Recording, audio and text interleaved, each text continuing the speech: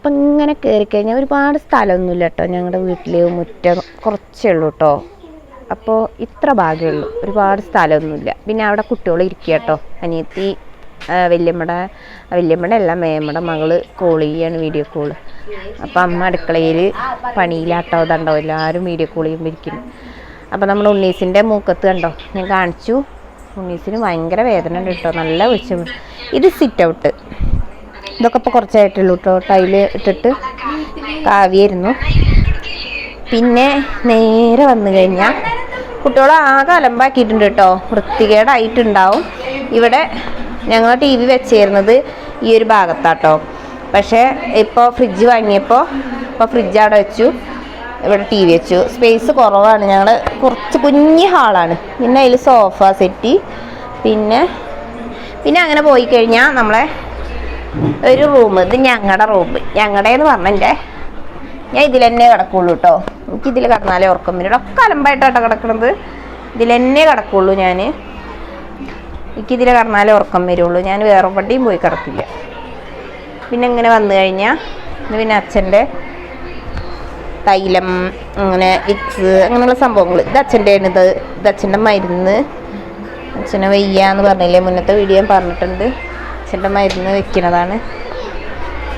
പിന്നെ ഇപ്പുറത്ത് 2 റൂമേ ഉള്ളൂ കേട്ടോ. ഇപ്പുറത്തെ റൂം ഒക്കെ അലമ്പായിട്ട് കിടക്കുന്നുണ്ട്. കുട്ടികൾ വന്നു കഴിഞ്ഞാൽ അങ്ങനെ തന്നെ. പിന്നെ ഇവിടെ ആദ്യം ചുമരായിരുന്നു, ഉള്ളിൽ നിന്ന് ബാത്റൂമൊന്നും ഉണ്ടായിരുന്നില്ല ഈ ഭാഗത്ത്.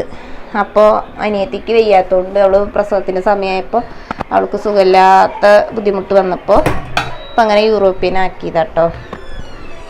അപ്പോൾ ഇതാണ്ടോ, ഇവിടെ അങ്ങനെ ബാത്റൂമിൻ്റെ ഏരിയ. ഇവിടെ ആ ഒരു പഴയ ബാത്റൂമിൻ്റെ ഞങ്ങളുടെ പുറത്തു കൂടെ വന്നിരുന്ന ഭാഗമുള്ളത് അടച്ചിട്ടില്ല കേട്ടോ. അവിടെ ഒരു വാതിൽ വെച്ചിട്ടുണ്ട്. അപ്പോൾ ബാത്റൂം ഇത് പുതിയ ബാത്റൂമാട്ടോ. ഇപ്പോൾ ഞങ്ങൾ ഇങ്ങനെയൊക്കെ ചെയ്തിട്ടുണ്ട്.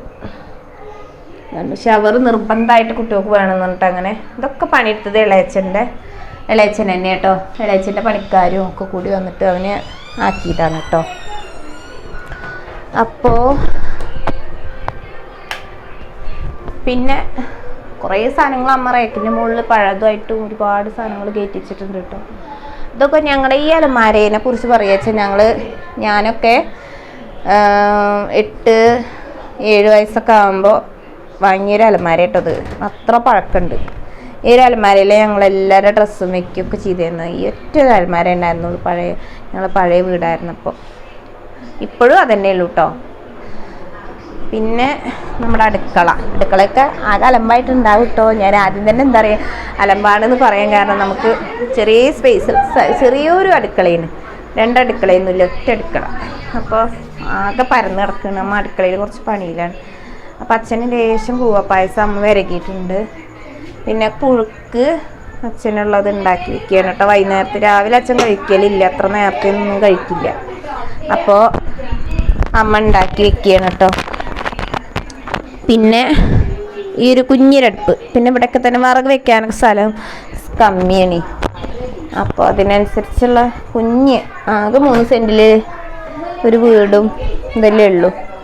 അപ്പോൾ വല്ലപ്പുഴയിൽ ഇഷ്ടംപോലെ സ്ഥലമാണ്. പിന്നെ ഇവിടെ ഒരു സൈഡ് ഭാഗം ഈ ഒരു ഇതല്ലോ കേട്ടോ. പിന്നെ ഇതാണ്ടോ ഇവിടെ ഒരു കുഞ്ഞ് കൊട്ടത്താളം. വെള്ളത്തിന് നല്ല ബുദ്ധിമുട്ടാട്ടോ ഞങ്ങൾക്ക്. പിന്നെ ഇതാണ്ടോ ഈ ഒരു ഏത കിട്ടിയിട്ടില്ലേ, ആ ഇതുവരെ ഞങ്ങളുടെ സ്ഥലം കേട്ടോ. ചെറിയൊരു ഇത് കിട്ടിയിട്ടില്ല, എത്ര ഭാഗമുള്ളൂ, ഒരു ഇഞ്ച് ഇറങ്ങാനുള്ള സ്ഥലമുള്ളൂ.